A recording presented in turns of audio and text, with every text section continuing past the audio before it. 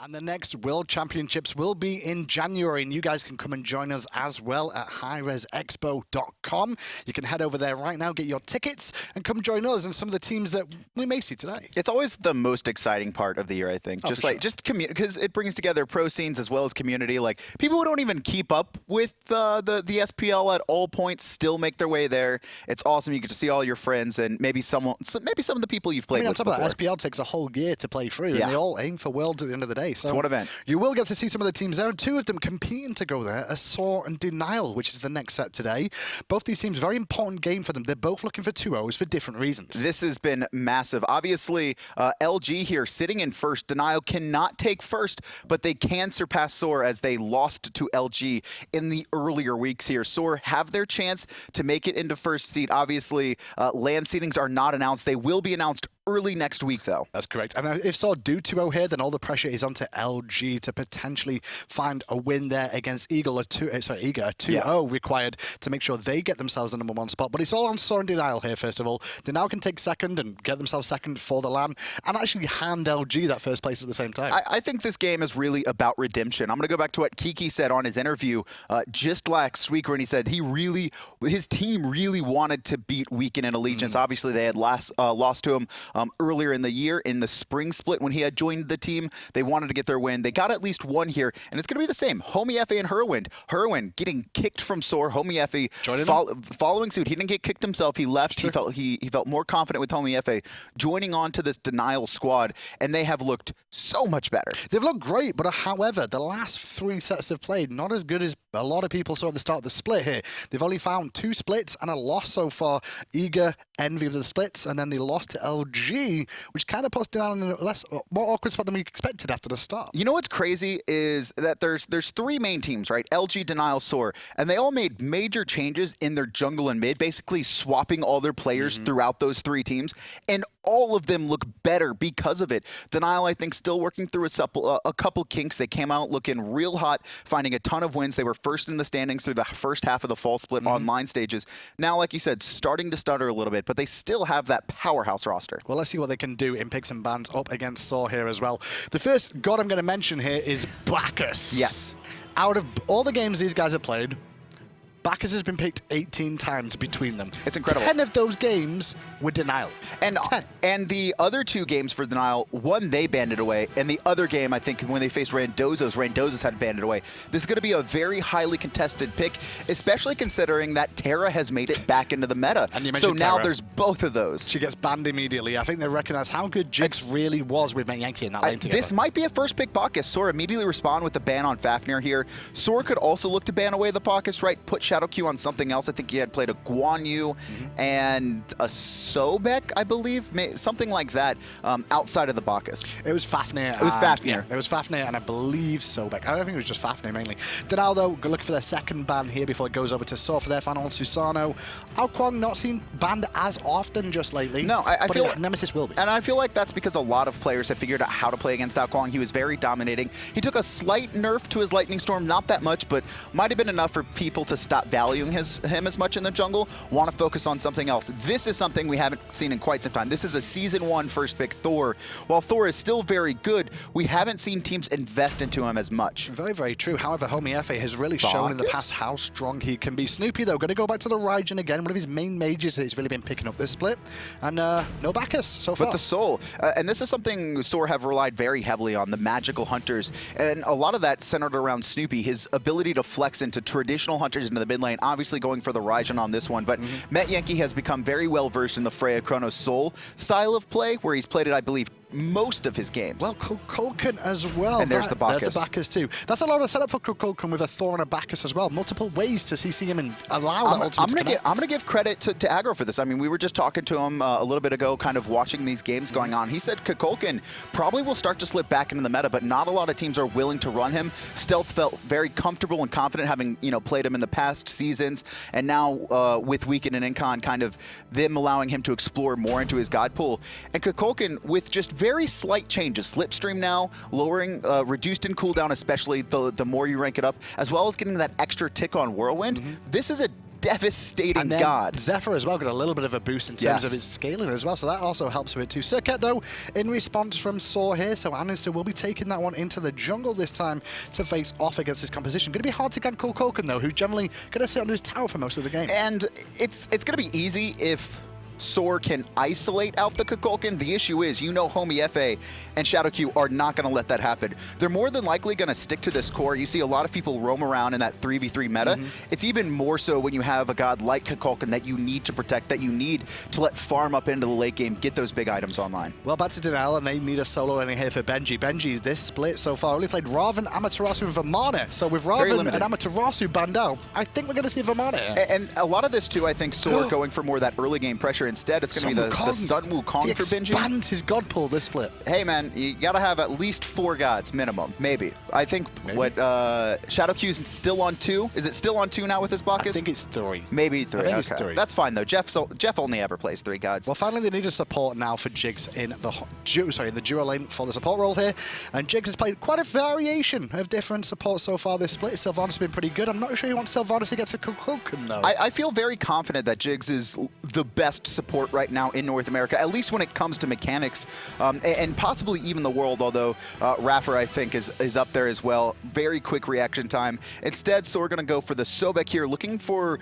more of that setup in mid-harpy contention, I think it's actually important that Sobek as well for the composition that SoaR have ran here, just because their actual engage is a little bit limited unless Jigz was playing something that could try and force those engagements for it, especially otherwise it'd be seeing Serqet go all the way in on her own, which happens often. And even the Sobek here really doesn't have the best engage tools. He's got a single pluck, but a lot of times that can put him out of position where he's immediately forced to hold. That's why you saw a lot of Nemesis counters to Sobek very early on, because they could even bait out the pluck and just turn on the Sobek here. Meanwhile, Denial, they have a lot of options. Not only the Bacchus, but the stuns from Thor's, both the ultimate as well as the wall. And then Vetium, he doesn't have the best engage tools, but he does have a stun on a hunter. Well, we have seen a lot of changes. Obviously, the patch did hit on Tuesday, just gone, boys and girls. So obviously, we've already seen 2 sets, and boots are one of the things that changed in terms of items.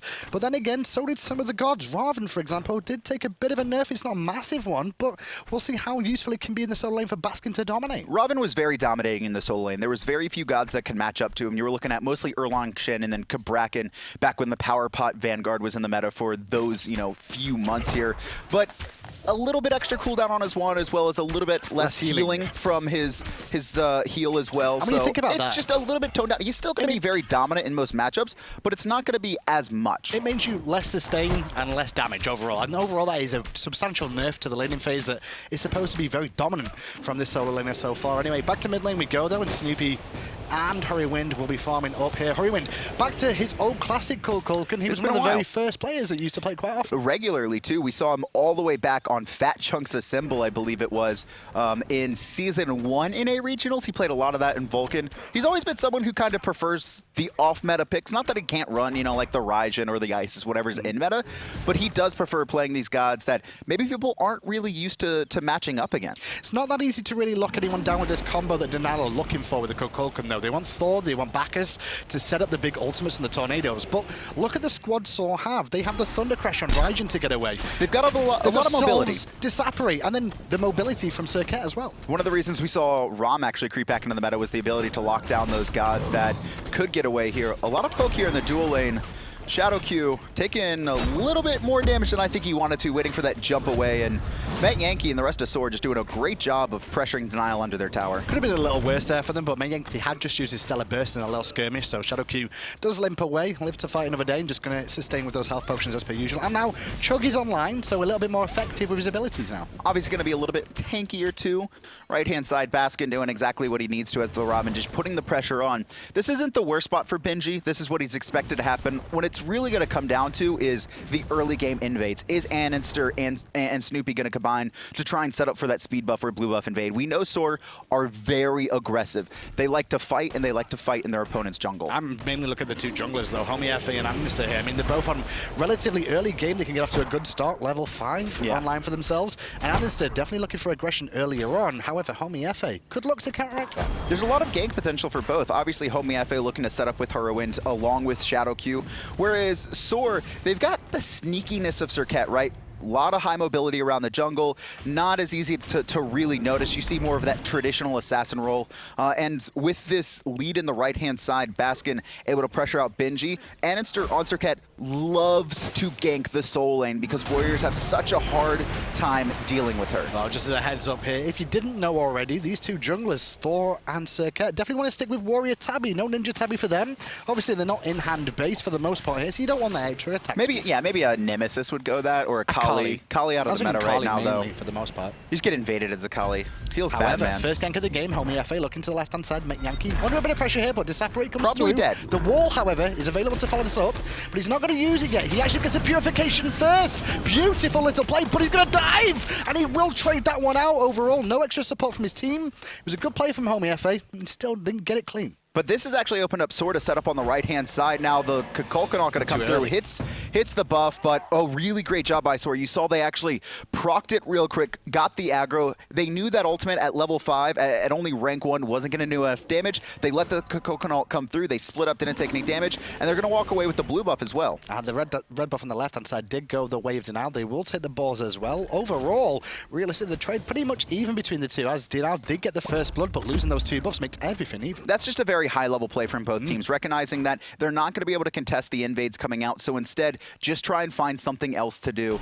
With the left-hand side falling and 4 members on SoaR on the right, it was easy red buff take. Well, Reinforced Greaves online for Jigz, and Jigz well known at the moment for being the proponent of the support builds coming out in the recent couple of patches so far. Reinforced Greaves is going to go to on Sobek, which, to be fair, they are amazing boots. The biggest thing about these boots is it bridges that gap, that main weakness that a lot of support suffer, where after they get their first boots online, it takes them way too long to get both physical and magical protections online, as well as a little bit of health. There's not a lot of items that are able to do that outside of Urchin, but then you have to rely on getting assists or kills to stack it up. And so this is just going to give them a little bit extra tankiness to where they'll be able to survive a lot of those situations where junglers like to pick them off on early rotations. I will say it's a little bit more effective this time around for Jigz in the support role, just because he's going to be up against the Kukulkan with that dot damage coming out from the tornado. He's going to proc that a little bit more often, whereas the only thing Shadowq can really look to get that passive from is either the sword, is basically from andinster, who's ganking the right hand side. Benji probably going to die here with this last tick,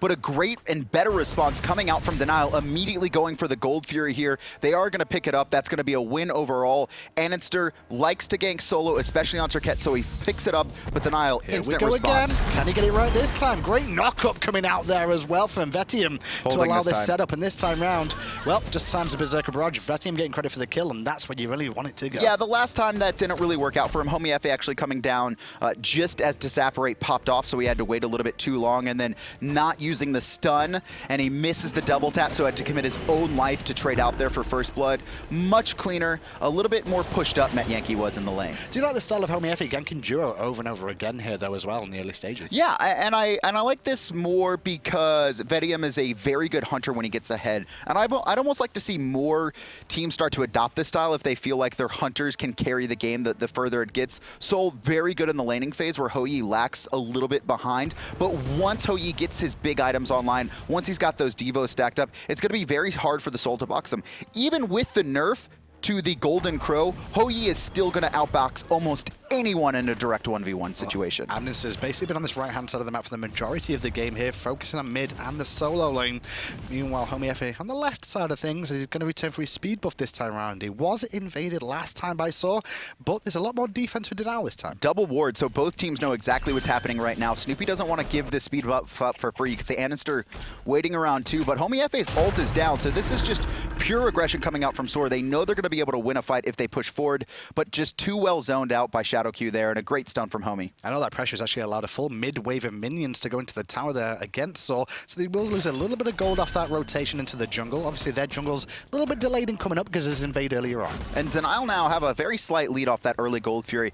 Kills in jungle camps going about the same way, but able to sneak that away when they recognize andinster had presence in the right-hand side. This is just very high-level shot calling coming out from both teams. teams right now, kind of focusing on their strengths and giving up where they feel like they can't contest. Vetium pressuring hard in the Kukulkan. Not going to connect though, but he's still under pressure. His Jigz isolated from his team, forced to run. Vetium not going to give chase, however, as he wants to support his team. Hurriwind did taunt there, but the tornado's down, and Andy takes a lot of free poke. The Intoxicate going to pull him back in for a second, but the supernova from Metyankey will clean up the kill. So close to going Denial's way, and now still Baskin pushing forward. That red buff had spawned, but with andinster poked out, they're going to have to back off. Rotation from Benji as well, and that was so unfortunate. Denial actually were too good with their chain CC for the Kukulkan ultimate to hit, because Hurriwind actually had expected Jigz to walk a little bit higher there, trying to escape and walk into the Kukulkan. Instead, just perfectly chained by Shadowq and Homiefe, and he barely escapes it.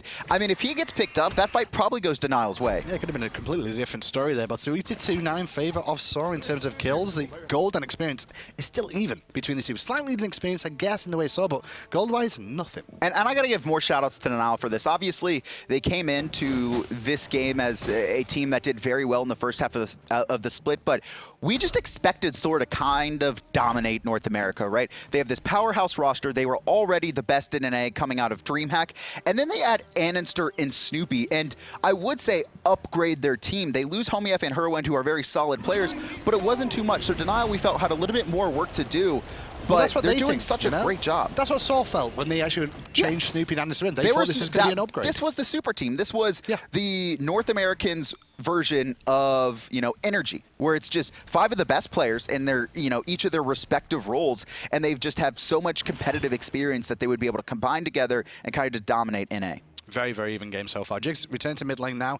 Picks up Vanguard as well, just to give himself a little bit more tankiness as well, especially after the last engagement. I think it's quite a wise pick up there, just to weather the storm a little bit more. Is Hurriwind in the mid lane is working towards his Book of Thoth. Pretty standard on Kukulkan, though. I was a little bit surprised, though, not for the Thoth, but for this Vanguard, because people were actually picking up Vanguard to bridge that gap out of that early game for supports where they're the most vulnerable. And I figured maybe with Boots, the Vanguard would kind of fall off a little bit. You can even see Shadowq going for an early Breastplate of Valor, is what I'm more than assuming. Could also be a Spectral Armor here, but Jigz staying true to his typical build style. Speed buff is about to respawn one more time. You see Baskin poking his face around the corner, but with 3 members there in Benji and Lane, I don't think Baskin really wants to contest this at the moment.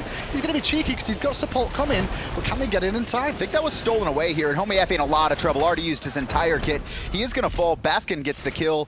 Speed buff successfully invaded here. andinster going to be refreshing. Not only that, the blue buff could be looked at as well here by SoaR if they realize this one. That decision there from Denial was very strange. They allowed Baskin to come onto them. Zone work wasn't great from this team at all. And on top of that, the rotation through mid was just allowed, and nobody actually backed up Homiefe. Shadowq going to have to jump away as well, and it was very awkward. Last time this invade happened, obviously, Denial either got a kill on the left-hand side or snuck that Gold Fury. This time, not as many options available here. They probably could have full committed their team and let SoaR kind of bait up and start the speed buff, but they felt confident that they would have the burst to finish it off, and then Homiefe could have escaped. However, the second he used his hammer to try and secure it, not only was it not enough damage, but there went his escape. Good job by SoaR recognizing that, picking him off before Homiefe could get into his ult. Well, left harpies are about to respawn here. You can see 2 members were sub just to the left-hand side there, looking for a potential pick on someone around the corner. However, Denial do have that warded up at the moment. Andy under a bit of pressure, a bit far forward there. Will he that tornado too? Brutal. That could spell death. And he is going to juke the Kukulkan ult there, a little bit too easily read. Hurriwind kind of just throwing it out there. Benji rotating as well. Just going to control the camps for now. andinster getting surprised there. Homiefe does not want andinster to run away with this game. He already has a 2-level lead. He's maxing double tap. We can tell just from the massive amount of burst coming out. So that's one of the best strengths of Thor, is the ability to just poke for this massive amount of damage, even when you're behind on the squishy targets. But andinster surviving is the bigger talking point, as well as just going back to base and getting Blink online on the Serqet now. And that just gives him so much more of engage potential and have the ability to escape with Deathbane and Ambush. Level 12 hitting very early for SoaR Gaming, so they might be able to use these relics to set up more kills before Denial has a chance to back. The Gold Fury has respawned. If SoaR are going to make an opportunity, if they're going to force anything and try and get an early lead that they can snowball off, it has to happen before Denial start hitting level 12 and start backing for their second relics. Very surprised. Metyankey's done a very good job of picking up 2 kills for himself in that little skirmish in the jungle earlier on. It actually allowed him to get back in this game after Homiefe's presence in that duo lane allowed Vetium a bit of a lead. And Vetium, I mean, he hasn't really been able to do much off of this. Obviously, Soul, incredibly safe in lane. The only times it's kind of surprising to see a Soul picked up 2 times early into a game just because how safe. And that's more for Metyankey, I think, not respecting the presence of Thor, not respecting Homiefe's gank potential on him. And ever since he died twice, he's just stuck to just playing safe in lane. Don't make any risk, don't push up, just farm out. You're a soul. Come late game, you're going to be nigh unstoppable. We mentioned about the level leads. It's all down to the experience, being the advantage for SoaR in this game so far. Looking to pressure the speed buff one more time. Benji forced back to base, as you can see, and 4 members of SoaR are starting to group around the enemy jungle once more. This time, Denial has to full commit. Before, they were just trying to get their buff and get out, even though they had their ultimates up. For this second spawn of it, they need to be more focused on a team fight. They don't have the burst to take out the speed unless they commit an ultimate to it. We saw, obviously, Hurriwind go for it earlier. Andinster in the mid lane there did something really wise. Didn't kill the last creeps on purpose, so he made the tornado miss and force Hurriwind to stay mid lane a little bit longer. However, Denial are here to defend a little bit more out there. But however, Shadowq gonna get pulled into danger, and into the sky goes Homie, looking for a prime target. Snoopy's already Thunder Crash, and that's his target. He's gonna come right back down with the aid of Benji, but immediately responds. The shell comes out. Snoopy's gonna be safe, and Homiefe chased under this tower. Beautiful play from Andinster there, just turning it around on the opposition jungler. The poison did spread to Benji, so he's not healing, and Shadowq forced away, but slowed down by Jigz, and with Snoopy coming in too, Bacchus is in trouble. Too much damage. I mean, he's gonna have 1 health, and actually Jigz doesn't chase, but Baskin still is. Level 16, he's tanky enough to face tank this tower. Speed buff gets stripped away as well. Great play from SoaR there. So Denial, they do respond appropriately. They don't actually commit to the buff. Instead, they let SoaR kind of walk in. But SoaR don't then start it up. They don't stay grouped for the Kukulkan and Thor ults. Instead, they push back a little bit, and Denial actually positioning themselves to try and get the fight. The main issue is that they were all split up. We saw Benji to the top side, we saw Shadowq to the left, and Homiefe obviously at that speed buff, and then SoaR full committed onto Shadowq. And then just the presence of mind for SoaR to stick together once Homiefe was in the air. Once he comes down, the shell is popped, and then Snoopy becomes too tanky. They're able to pick off Homiefe, and then just everyone else followed suit. It's just going back to what Andinster likes to do best. Invade the enemy jungle at the speed buff, look to steal it away, and find the lead because of that. His position in Andinster in that last fight, though, he knew Homie was coming down. That was his plan. He expected the target and found it. I mean, that was the perfect target for Homie to go on. Thunder Crash was used. Benji was really close to him as well, going to get able to get off a lot of poke. And I think we saw meditation and instant response as well, something that Baskin had picked up. They had their entire plan was to protect Snoopy there and pick off Homiefe when he came down. Well, when these ultimates are back up from SoaR, I would like to see a bit of a bait onto the Gold Furies in mid lane. Benji with a bit of a rotation, going to poke Snoopy out here. But going back to that next Gold Fury, I mean, they have the ability with this lead of the extra relics, let alone anything else, that will really come in handy for them to try and force Denial into an awkward position. The main issue here is that Denial have 2 huge ultimates for the Gold Fury, and actually they're going to be the ones starting it up. They do have the secure from the Kukulkan ultimate, but Wrath is online for Jigz. Gold Fury gets reset, a lot of pressure on Yankee there, not going to get this evaporate off in time, already dead. Now Homie's in the sky, looking towards Jigz and catches him during the dash. Unfortunately though, it's not enough damage to actually bring down Jigz. Andy now reinitiating in the drums through the wall. Oh, crushed Homiefe to death. Benji as well, barely getting his ult off. He's trying to run away, not going to be able to heal, and the chase is on. Baskin pushes forward, looking for Shadowq right now, doing a good job of zoning, and the tornado makes it incredibly hard for SoaR to keep up this push. Now Hurriwind did hold his ultimate through that whole engagement, knowing the Gold Fury could be a threat here. Ward cleared out by SoaR, and you can see the position from them. Ult's still up. Shadowq doesn't have his flop just yet, and that's why at the moment it's Hurriwind that was leading him, but now Shadowq here, and SoaR respect it. I like that. I mean, that's what they should have done with the Kukulkan ult 2 up, and really not a lot of hard engage unless you have Jigz dash in, and he was a little bit too low, I think, to try and force a fight like that. So instead, playing it safe, actually grouping up in the mid. They're not going to be able to get this tower, but they get a decent amount of poke off onto it. A little bit of pressure there. Now they can swing around to the right-hand side, and with Benji just respawning here, no teleport available for him as well. He's actually in the mid lane at the moment, and he's actually looking into the jungle for the rotation to try and find a potential pick. Then I don't want to give this up for free. They've actually rotated 3 members over. Andy just barely avoiding that flop there. A little bit lucky. If he gets caught there with no ult and no blink, it could have been trouble. Oh, Hurriwind can't make a decision in the jungle there. He's got a full minion wave in his tower right now, but he's trying to support his speed buff where his team is not there to defend it, so he loses some of the wave in mid and the speed buff anyway. SoaR is starting to really control this game. I think the biggest thing from SoaR here is they're actually giving a lot of respect to Denial. So they start these aggressive pushes, but they don't full commit. They actually kind of bait Denial into engaging them. Just like right here, they do the blue buff, but Andinster was still peeking around the corner. His ult just came up. He knows he can kill Benji. I agree with this pressure from SoaR has really worked out in their favor. Not only that, look at the tier 1 tower in mid lane here.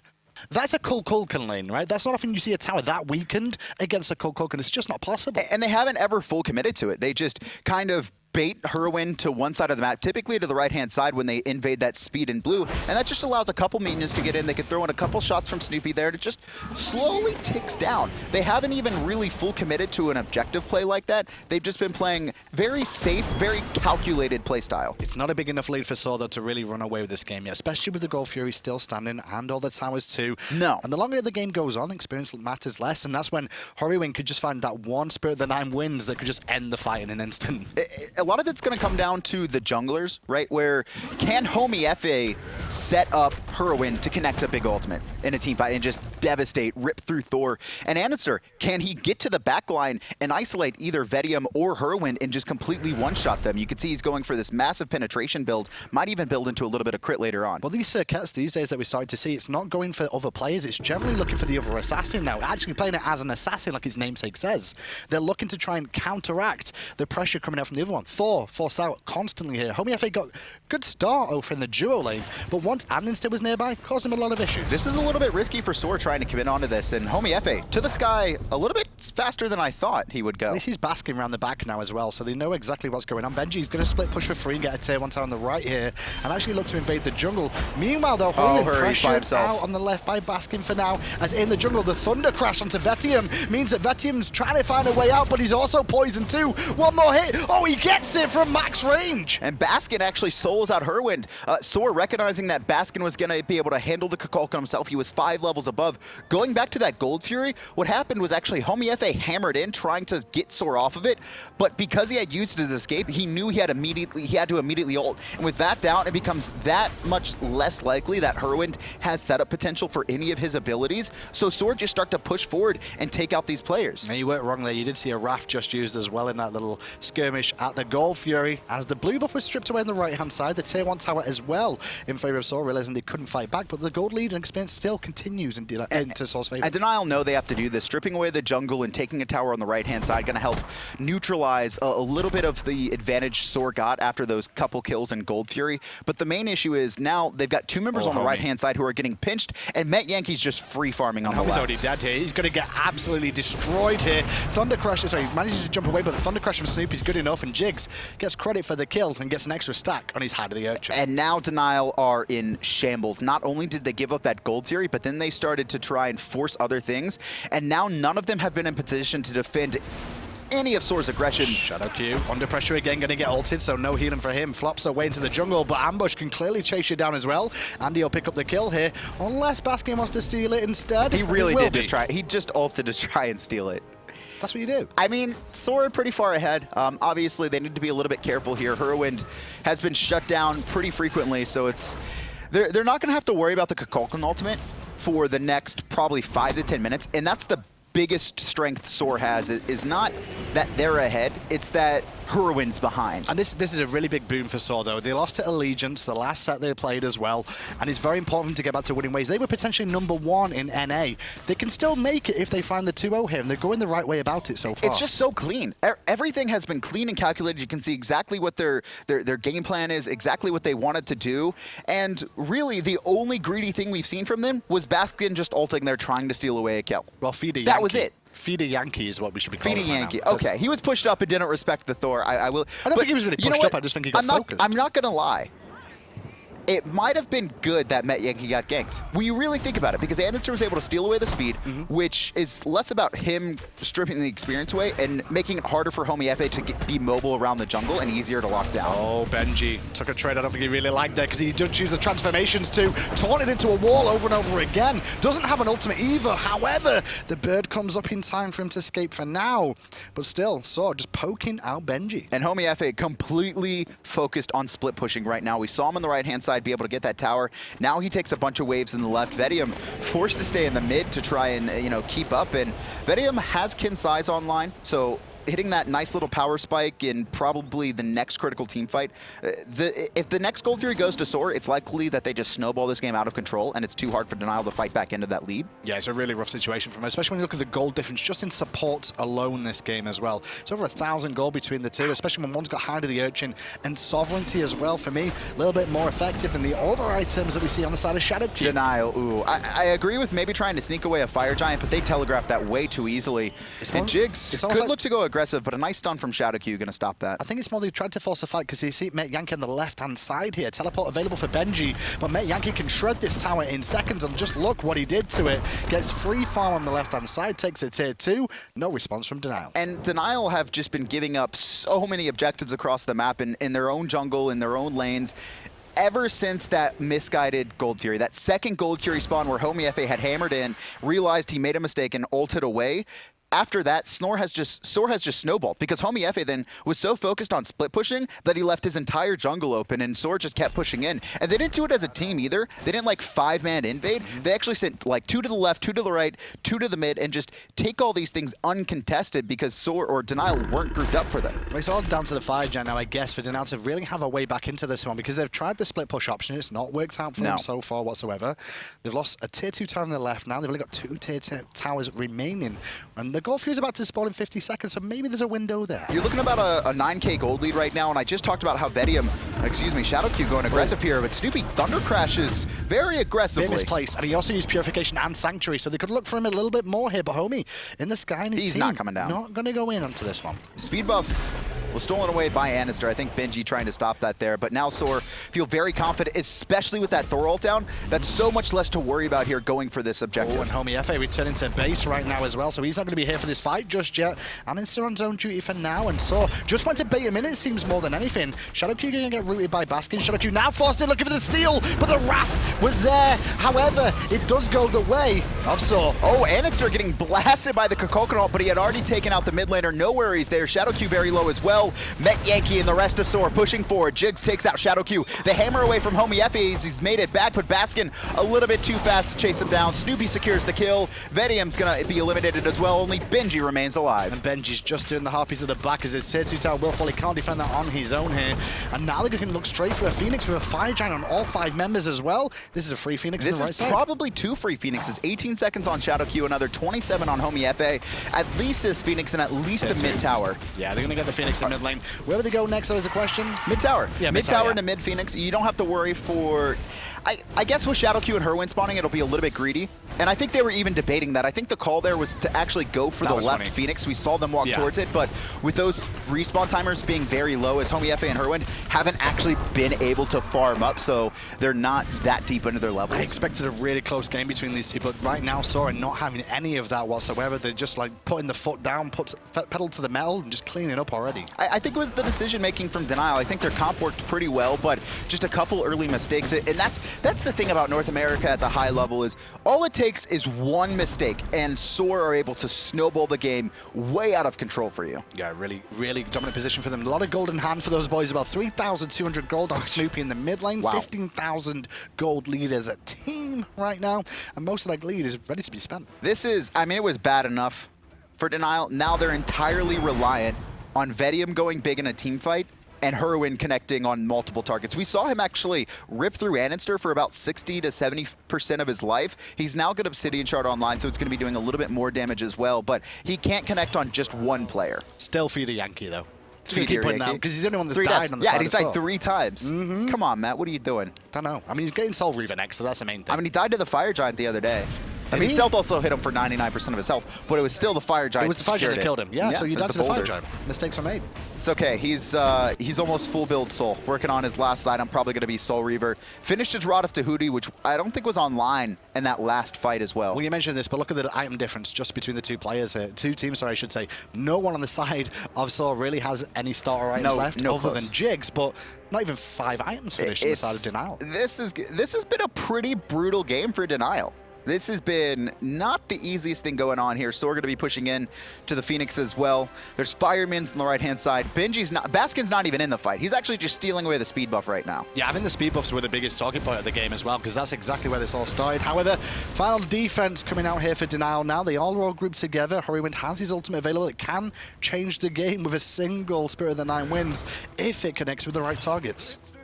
Very defensive right now. Jigz just trying to pick his spot. Obviously, all the relics online for both teams.